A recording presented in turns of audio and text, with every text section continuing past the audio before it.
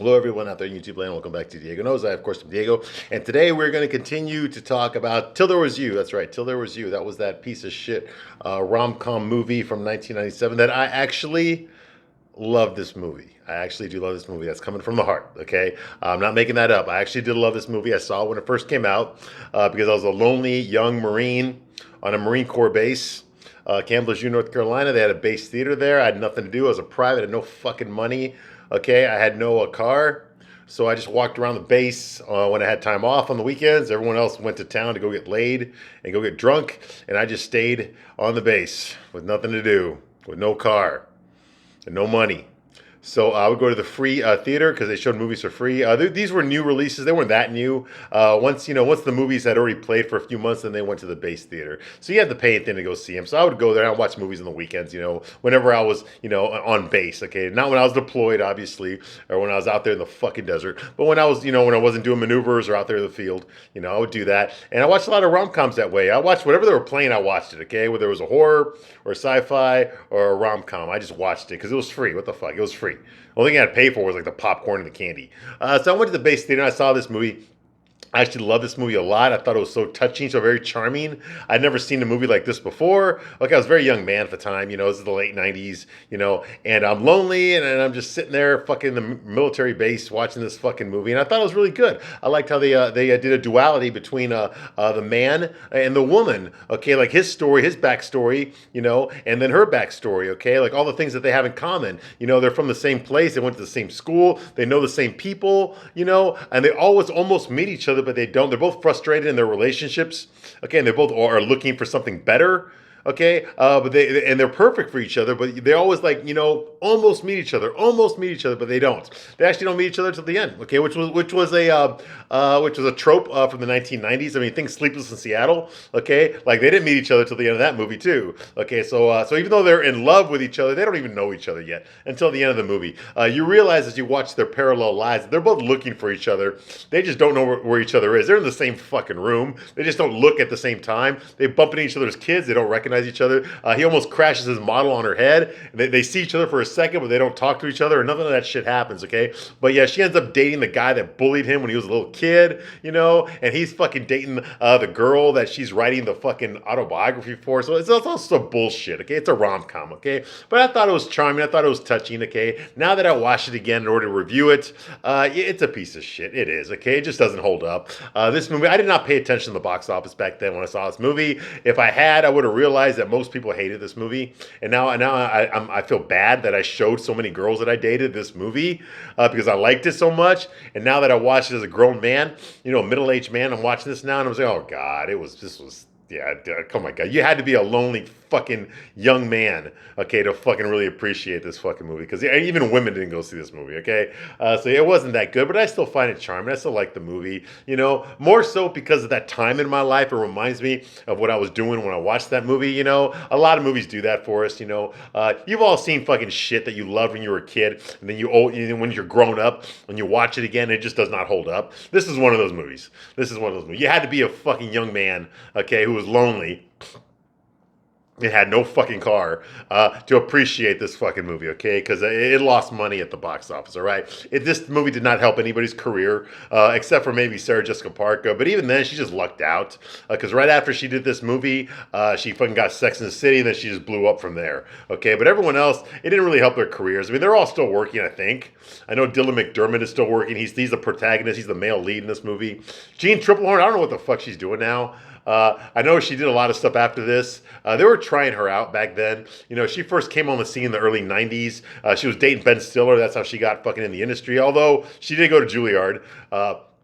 She was a model, and then she started getting these roles, these minor roles, which got beefed up. She was in what really fucking killed her was she was in Waterworld. That was a big budget fucking action, sci-fi, futuristic dystopia. The world is underwater with Kevin Costner, and that movie lost so much fucking money. A lot of people's careers never recovered. Okay, and unfortunately, she was the lead in that. And then the next thing they give her after that was fucking this. Okay, this rom com. Okay, which I'm sorry, she just did not get a good job in this. Jean Triplehorn, she's a beautiful woman. At least she was in the early '90s. Okay, I mean here she's still beautiful here. Don't get me wrong, but you can tell she's put on a few pounds. She has put on a few pounds in this movie. Okay, hey, I'm calling it out. This is a straight man's point of view. That's what I give you here. If you're easily offended, get the fuck out right now. I'm gonna tell you the honest God truth. What your boyfriend didn't tell you, what your husband didn't tell you. Okay, I'm gonna fucking tell you. Okay, I got nothing to gain by lying to you. Okay, this is what I do here. I give you a straight man's point of view. All right, even a movie I like, I'm gonna fucking cut it up if it needs to be cut up. I want to raise the bullshit flag where I have to. So she's gained a little bit of weight, okay? Yeah, she has, all right? She's still attractive, don't get me wrong. She still got that fucking China doll face, you know? But she has gained a little bit of weight. You can tell in the clothes that she's wearing and stuff, when she's walking around and stuff. But anyway, so in this movie, she's there.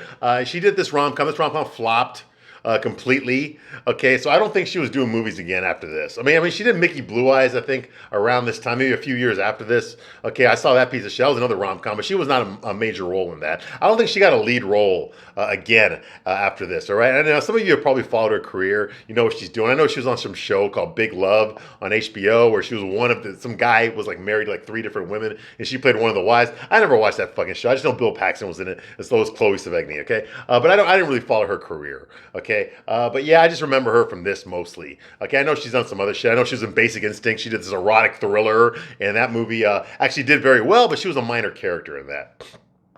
And she gets killed in the middle of it, so who gives a shit, right? And then Dylan McDermott's the other lead. Okay, he plays a guy here named Nick Dawkins. Okay, I guess his family's originally from Lithuania. He grew up poor, unlike Gwen, who grew up rich. Okay, rich and Jewish. Okay, he grew up poor. His dad was an out-of-work drunk musician. His mom was a waitress. We see them get evicted when they're a little kid. But both Gwen Moss, the female lead, and Nick Dawkins, when they're both little kids, they're both the same age. Their favorite show on TV is One Big Happy Family, which is some bullshit fucking sitcom based on like the Partridge Family / Brady Bunch. You know, it's about a family. You know, she's got 3 boys, he's got 3 girls. They get married, and they form a rock band. The dog's in the band. You know the shit. We used to watch all that shit. I watched that Rules reruns when I was a little kid. Anyway, one of the characters on the show is named Taffy. Okay, her real name is Francesca Linden. Okay, or Landfield.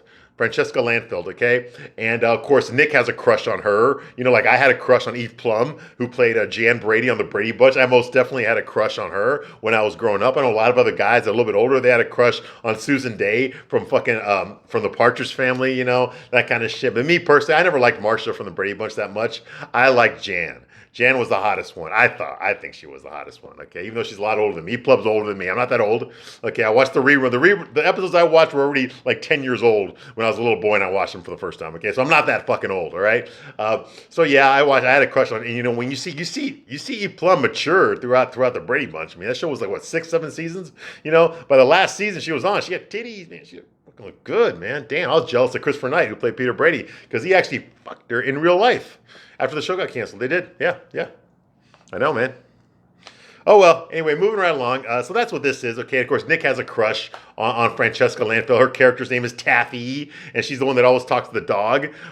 It says, like, right, Stinky? You know, that's her catchphrase on the fucking show. So anyway, that's their favorite show, and they're watching it. And then we see a montage. Fucking Gwen, all Gwen cares about when she's a little girl is meeting fucking Prince Charming, falling in love one day because her mom told her some bullshit story about how she fucking met her dad, how their parents met at some fucking lake house over by fucking Martha's Vineyard back when she was working for JFK. Okay, she met the dad there. Dad's name is Saul, and her name is Dee Dee, and she fucking basically sexually assaulted him at a fucking party because he brought her some fucking flowers. This is after she slapped him across the face because he wouldn't give her back her fucking ping pong ball. But they were working for JFK at the time. It was 1961. This is the same area where fucking Ted Kennedy killed Mary Jane Kopechne on the Chappaquiddick River over there by Martha's Vineyard. Yeah, so it's probably around the same thing. Probably the same fucking lake house there. Okay, anyway, so that shit's going on. And then we get a backstory about this piano. Gwen has a piano in her family. It was created by a guy named fucking Faustus Dekantis, okay, in Lithuania. Now, apparently, Gwen's grandma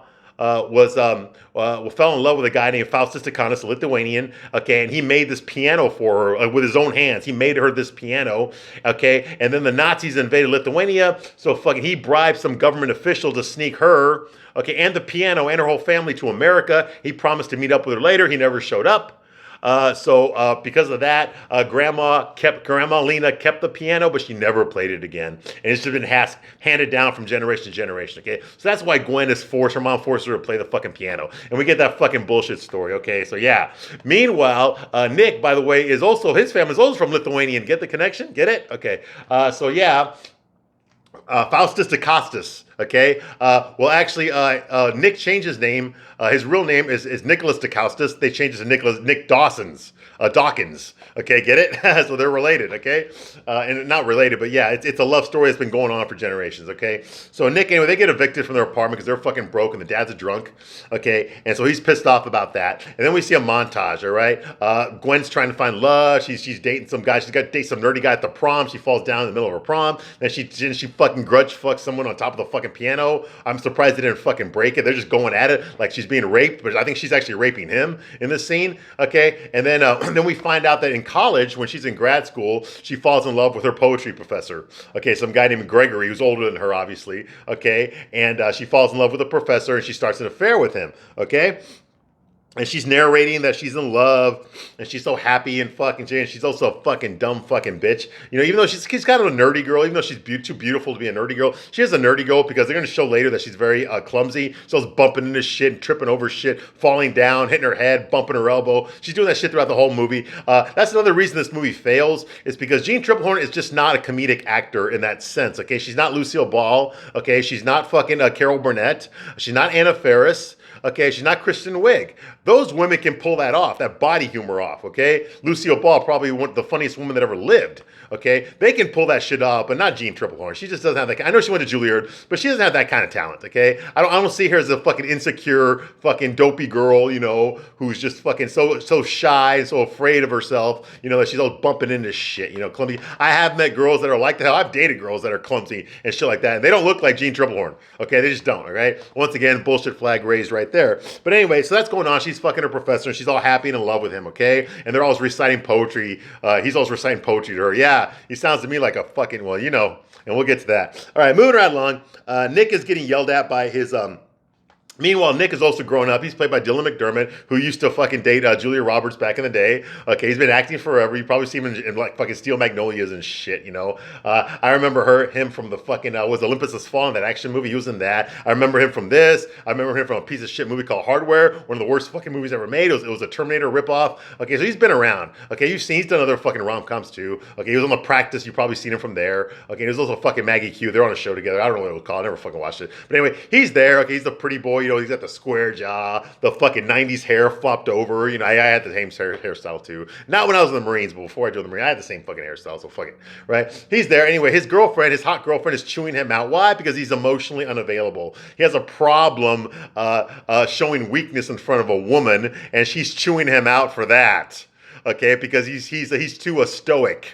Okay, he won't share his feelings with her. He doesn't take the relationship she has with him seriously, you know, but he does like to come over all the time and fuck her, you know, and pound her out. He does do that, but he doesn't want to fucking he doesn't want he doesn't open up his emotions. He doesn't want to open up and share his feelings with her. Okay, that's what she's bitching to him about. And me, I'm just thinking to myself, but you know what, you fucking bitch, if he was showing you his feelings, you wouldn't fucking like him so much, all right?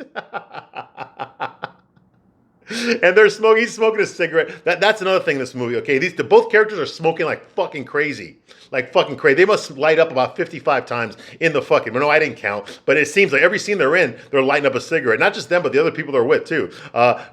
Gwen's fucking boss, okay, at the publishing company, okay? He's always lighting up too. He's a fucking beta male nerd, okay? And, which is basically the typical rom-com guy. Okay, so like he's there, everyone's smoking in this movie. Okay, so he's there smoking. His girlfriend is chewing him out. We don't know her name. We don't give a shit about her name. She's just some pretty girl that's yelling at him because he's emotionally unavailable. All right. But he's been lying also. He's ashamed of his past. He's ashamed of his drunk dad and that he grew up poor. So he gives some bullshit excuse. He tells the women, he lies about his past. Hey, I used to do that too when I was in my early 20s. I used to lie about my childhood and shit because I wanted to come across more interesting than I really was, okay? I don't do that shit anymore, but we've all done stupid shit like that when we were young and stupid and naive, okay? He lied about his past, okay? He told her that his dad fucking, his dad died, when he was 3 years old, and then his fucking bitchy mom put him up in a boarding school, so he never got emotionally close to his parents. This is all bullshit. His dad was a drunk. He's still alive and a loser, a failed musician. His mom was a waitress. Okay, but he doesn't want this girl to know that. Okay.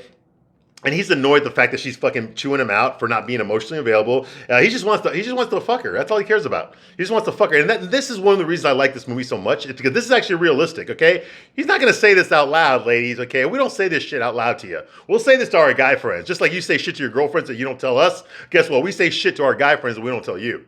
Okay, and this is one of those things. All right, he's like, if we just want you to fuck you, we're not gonna tell you, hey, I just want you to fuck. I just want to fuck you. That's it. That's all I care about. No, we can't say that. You know why? Because there's a double standard in society. Even back then, okay? It's like if a woman says, I just want you for fucking sex, that's considered, she's liberal. She's sexually liberated. She's in charge of her own sexuality, okay? She don't have to fuck for love. She's going to do what men do all the time, okay? And you can't handle it, and you can't handle strong women. You're insecure. You're afraid of strong women who are in charge of their own sexuality. How dare you tell me who I can and cannot sleep with and how many times I can. All that kind of bullshit. That's what you get today. Okay, but when a guy says, well, you know what? I just want to fuck you for sex and that's it. I don't want anything else. Okay, then you're an asshole. And then we get labeled an asshole. We're a piece of shit asshole. That we don't deserve sex with you. Don't respect women. We're misogynists. We're insecure. We hate ourselves. That's all fucking bullshit. Okay, and ladies, you know it's bullshit. The media just don't want to tell you that. Okay, I'm gonna fucking tell you that. I'm gonna tell you that. All right. So basically, he's just a guy. He's a player. Okay, this is the behavior that a player does. I know. I've done it. This is a behavior that a player does. We don't discuss our feelings with girls that we're banging. Why should we? I mean, we'll mention a little bit, but nobody gets the whole picture. Now, it's the same with you ladies. I know none of you ladies are going to fucking tell us this shit either, okay? But I know, I've known women and I know the fucking truth, okay? It's just like you share a little bit to everybody. If you're dating more than one person, not one person gets the whole picture of you. They get parts of you. Okay, but nobody's got the whole fucking picture. Okay, we do that on purpose because we're not ready to settle down. Just like ladies. You guys do that too, ladies. You got the guy that you share your heart to. Okay, you got the guy that you just want to fuck all the time. You got the guy that you like fucking, but you're not really sure if he feels the same way about you. You're still waiting for him to come around. If he does, then you got the guy that you only fuck every once in a while, whenever he's in town, every few months. Okay, then you got the other guy that you do fuck, but you don't talk to him. Okay, so it's like, you got that too. Right? So do we. Okay, so do we. They don't make movies about this shit, but so do we, okay? In this scene here, basically, that's what this girl is. She thinks she's his girlfriend. She might actually legitimately be his girlfriend, but he doesn't consider her a real girlfriend. Okay, she doesn't share his soul with anybody, okay? He just doesn't do that because he sees what happens. When you commit to somebody, it fails. He thinks about his dad. He thinks about his mom. His mom's not happy with his dad. Just she stayed with him. We don't know why. Okay, and his dad is not much of a dad. He's an alcoholic. Okay, he needs help. He probably never got help. Okay, he's a failure, and he doesn't want to end up like his parents. He's ashamed of his parents. Okay, he doesn't see himself as accomplishing anything yet in his life. He's waiting to do that before he decides to give his heart to somebody because he doesn't want to be let down. He doesn't want to love people and all of a sudden be let down. Now he's not going to tell you this. He's probably not even aware of it. The only reason I'm aware of it is because I'm fucking middle-aged now, and I've been through enough life to figure myself fucking out. But yeah, that's what's going on here. And she's bitching him out because he doesn't want to share his emotions. Well, fuck you, bitch. He's not ready to share his emotions. Okay? Why are you asking him to do something you don't want to do? Exactly, Okay. And she hates the fact that he smokes too, because he's always lighting up, okay? While she's trying to rip him out a new one, he's fucking lighting up in front of her, okay? But he is excited about something. He's in architecture school right now. He's about to graduate. He's got a presentation coming up. He's really nervous about it. He wants to show it off to his instructor. One of his instructors named Timo, okay, who later on will become his boss, okay? He's got this model that he made of some sort of fucking like a condominium complex or some shit. Anyway. So he's excited about that. He's not excited about his girlfriend, but he's excited about that. And I can relate to that, okay? Now, most of the time, ladies, okay, not everybody can be like Nick. Let's just get that out of the way first. Nick is not your average guy. Your average guy is more going to be like Rob, or like Bob, the guy that you see later on, the beta male who fucking just immediately falls in love with a girl, then he can't stop crying about her when she fucking dumps him, okay? That's your typical guy. Unfortunately, and there's a lot more of these guys, ladies, you know who they are. You know who they are. Okay, there's a lot more of these guys out there right now than there is guys like Nick. Nick is like a fucking oxymoron. Okay, these guys like Nick aren't. They're not very. There's not very many of them out there right now. Okay, there's a lot more of the other types. Okay, so whenever you hear a hot girl complain about she can't find a guy, she can find a guy. She just can't find a guy that she wants because the guys that she wants are the same guys that everybody wants. All right, and she don't want to share. So she don't want to compete with them to get that guy. So that's her problem. It's not she can't find a guy. She just can't find a guy that she wants. All right, that's the problem. Now us guys, on the other hand, us guys that are desperate for a woman, okay, we'll just fall in love with the first girl that fucking bashes her eyelashes at us. Okay, that's if you're a beta male. And unfortunately, there's a lot more of those out there than there is alpha males. Now, if you are a player, if you're an alpha male, if you got game, okay, then you don't share too much yourself with any one girl. Okay, like I said before, not everyone gets the whole picture of you, okay? That way you're spread out. That way you've got options. And the more options you have, the more attractive you are to women, okay? That's why women cheat on their boyfriends with guys that get a lot of fucking girls, because they have options. You see what I mean? Okay, that's the difference. There's not many guys out there that have a lot of options. If you become one of those guys, you basically got the pick of the litter, so why settle for one when you can have all of them? You know? See what I mean? Anyway. Moving right along. So that's the kind of guy that Nick is, okay? He's having fun right now. He's probably in his 20s, you know, he's having fun. You don't want to fucking settle down. You want to hear some fucking bitch that he's laying the pipe to criticize him about not committing to her, you know, or not taking the relationship seriously. No. Don't do that. Although, guys, I will give you this, and I do speak from experience. If a girl is pressuring you to be in a relationship, okay, you know, and it's like been 3 months, don't do it. Don't do it. It's like, it ain't gonna work. If it's been like a few years and she wants a relationship, then more likely she's serious. She settled on you, and she really wants just you and nobody else. That's if you've been together for a few months. I mean for a few years. Okay, but if it's a few months, no, it's bullshit. This is the shit she told her last boyfriend, and it works. So she thinks it's gonna work on you. And if you're stupid, it will. Moving right along. Okay, so that's going on. Now, meanwhile, Gwen doesn't. They're in bed together. She's in bed with her professor. Okay, she's smoking. She's lighting up and smoking. Okay. Her boyfriend, I guess Gregory, her professor, doesn't approve of her smoking because he's an intellectual. He's a fucking fuddy duddy. You know, one of those fucking You know where I'm going with this. All right. So he wants her to write something for class. The semester's almost over. She has not turned in, I guess, her final poem or shit, because she's always procrastinating writing, and she will carry this on to her adult life. She's always procrastinating the shit she's supposed to be writing. He tells her, you need to write something. Okay, just write something. Okay, the semester's almost over. All right, so she feels pressured, even though she's fucking supposed to do it.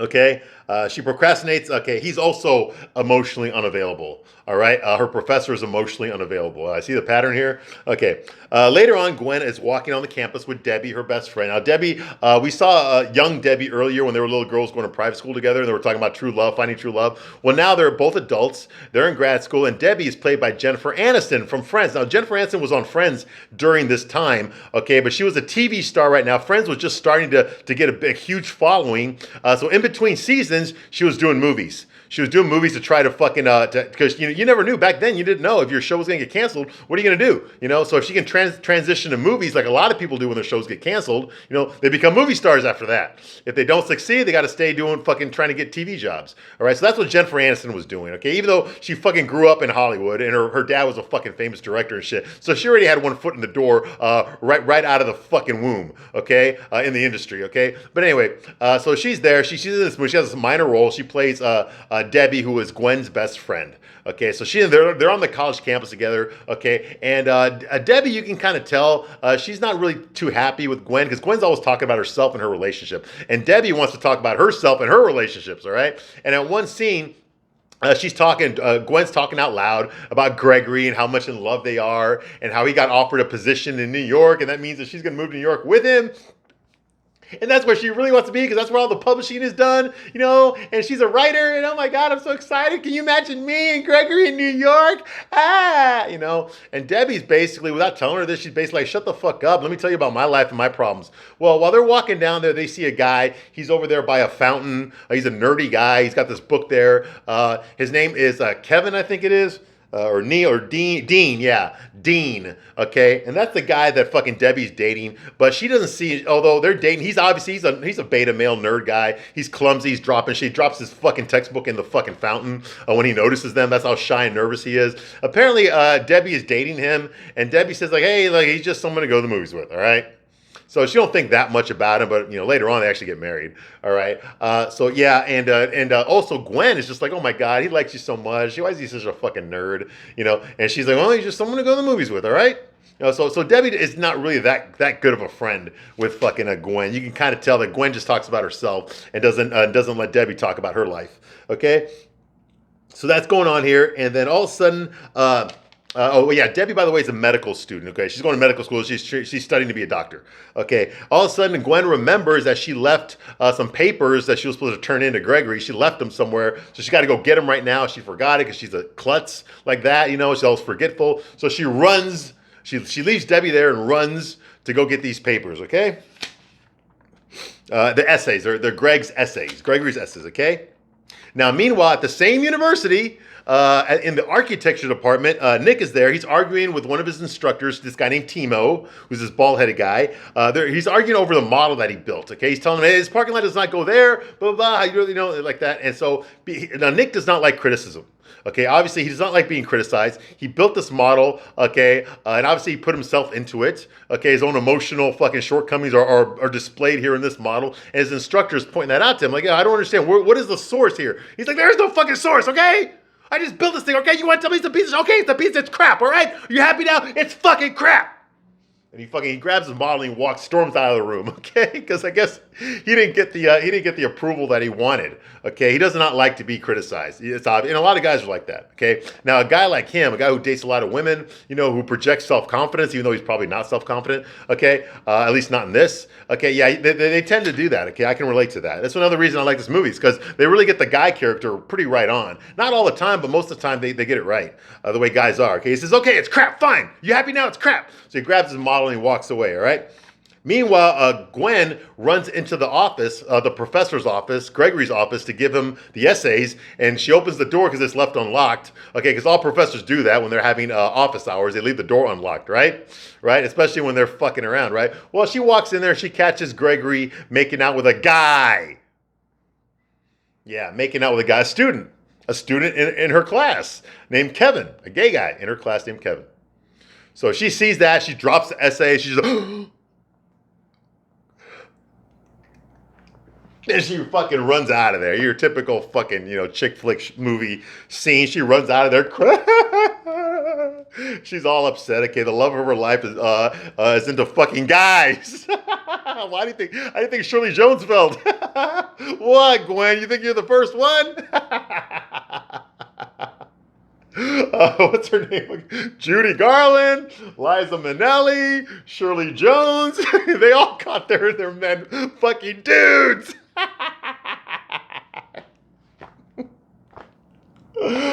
Oh my fuck, yeah. Hey, it's Hollywood.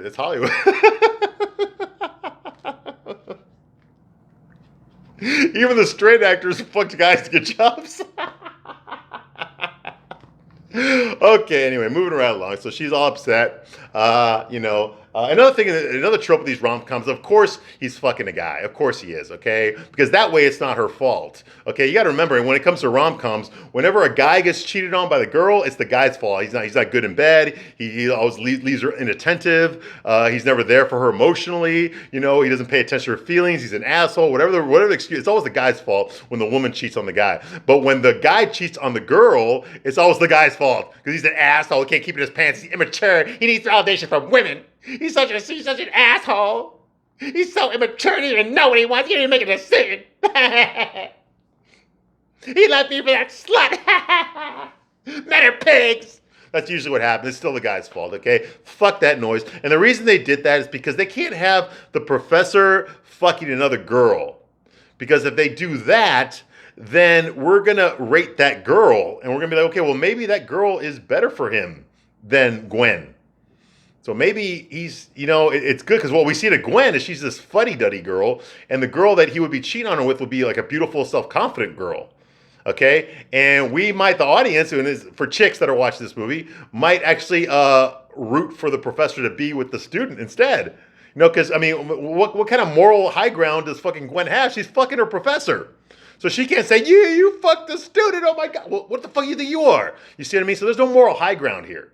The only way they can get away with it is it would have to be a gay. It would have to be a gay guy that he's fucking, because that way it can say, well, there's nothing wrong with me. He just likes guys too. Okay, that's not my fault. The problem is with him. He can't make a decision. You see what I mean? Instead of, oh, he liked that girl better than me. We can't have that in a rom-com. You see? Because what if the audience likes that girl better than Gwen, too? You see what I mean? Can't have that. All right, moving right along. Like I said, it would have been more realistic if it was a girl. Okay, so Nick hears, Nick, meanwhile, is sitting there moping with his fucking model that got criticized, and he's listening to the radio. Okay, on the radio, we hear a radio report that Francesca Lendon, played by Sarah Jessica Parker, that the Taffy from from his favorite show growing up, One Happy Family, she just got committed into rehab again. The former child star. Okay, so she's been in and out of rehab like ever since the show got canceled. She's basically a Lindsay Lohan. All right, so he hears about that. His crush, his childhood crush. Yeah, she's in rehab again. All right, and then they start playing oldies song. They play The Great Pretender. Yeah, oh yes, I'm the Great Pretender. Woo! Well, he doesn't like hearing that song because it hits too close to home, so he turns it off. Okay, so basically, what I get from this scene is basically he is a pretender. He is not really sure about his abilities as an architect. He's not really sure if this is what he wants to pursue doing. He's just doing it because he thinks that maybe this will make him happy. I'm not really sure, but he feels he's a pretender. Okay, well, he is a pretender. He's a pretender when it comes to women, but that's not what scares him. What scares him is he a pretender when it comes to his career. Is he not really an architect inside? Okay. Anyways, he's upset about the criticism for his model. Okay. And then, he considers tossing the model out the window. He stands in front of the window. Now, meanwhile, Gwen shows up. She's actually sitting underneath the window on a bench. Okay. She just saw fucking Gregory making out with a guy named Kevin, a gay guy in her class. So she immediately pulls out her yellow notebook, and starts writing a poem. Like fucking kamikaze style, okay? While she's doing that, crying, writing this poem, right above her on the second floor is Nick's about to push his model out the window, but he stops right before he does it because this old lady walks in. Now, this old lady saw him yelling with Timo earlier when his model was getting criticized, so she followed him into this room and decided to talk to him. Now, her name is Sophia Monroe. Okay, that's her character's name, okay? She's an old lady, and she starts talking to him, okay? It turns out that she is one of the instructors at the school, okay? She teaches architecture there. She's a famous architecture, okay? And he is very much in awe of her. She's one of the pioneer of female architectures in LA, okay? She designed a lot of buildings in LA. I guess she was like the first one or one of that shit, okay?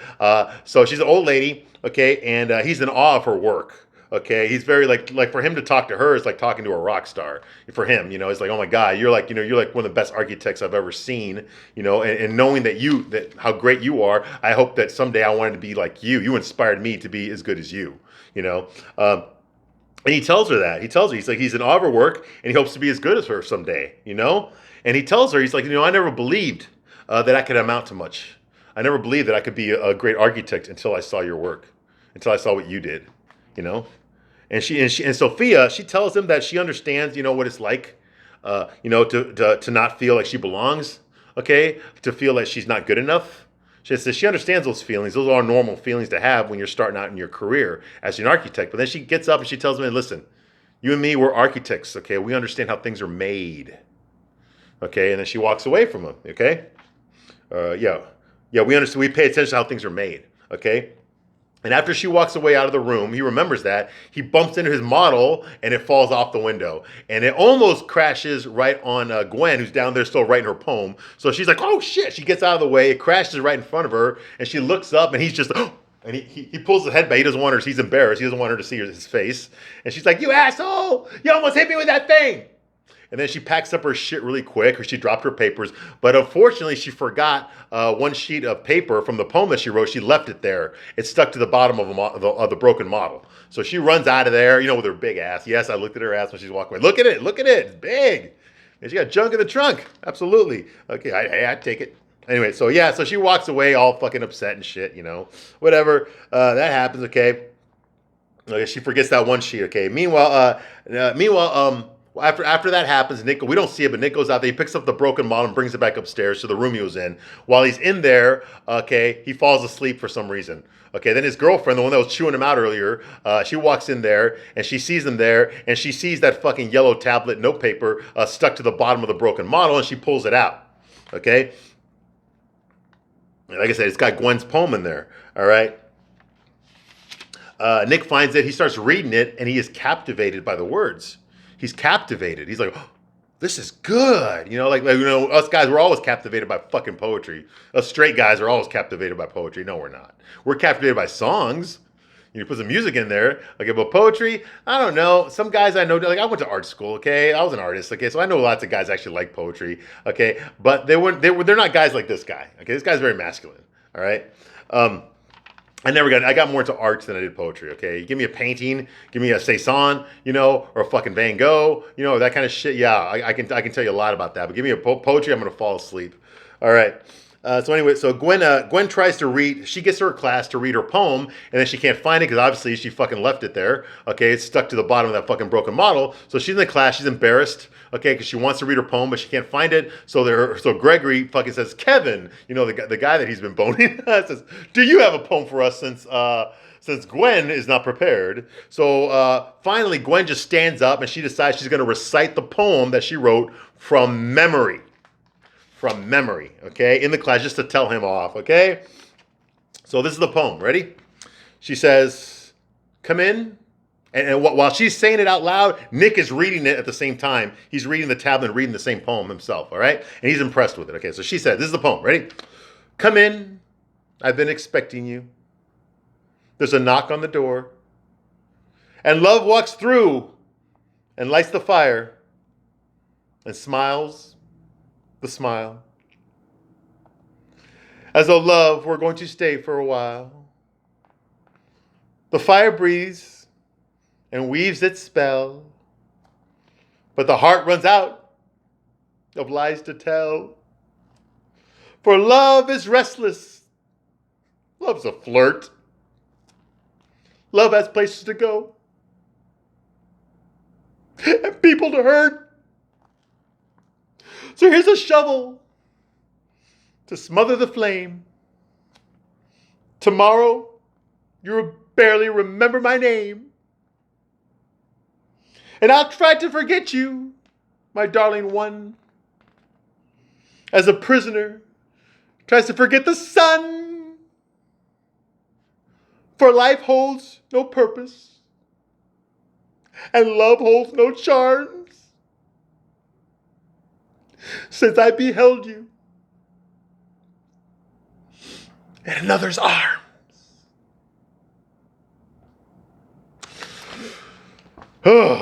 Wrap your mind around that. Okay, I'm going to stop my review right here, but I will be back soon to continue my review of bullshit poetry. I know, I mean, until there was you. I thank you for watching this long, and I'll see you soon on the next one. Bye.